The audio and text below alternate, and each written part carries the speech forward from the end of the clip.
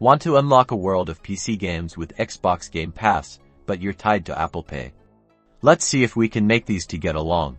Unfortunately, Microsoft doesn't directly accept Apple Pay on the Xbox platform, including for PC Game Pass. Notice how Apple Pay isn't listed among the usual credit card, PayPal, and Microsoft account balance options. So, what's an Apple Pay user to do?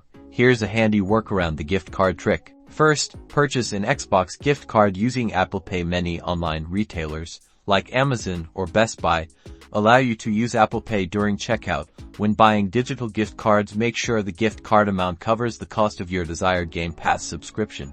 Once you've got your gift card, redeem it to your Microsoft account. Go to the Microsoft website, sign in, and find the redeem code section.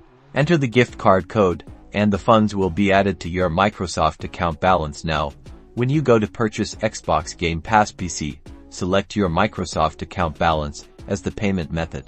And there you have it, a slightly roundabout way to use Apple Pay for Xbox Game Pass PC. It's a simple, yet effective solution. Now you can game on. Don't forget to like and subscribe for more gaming tips and tricks.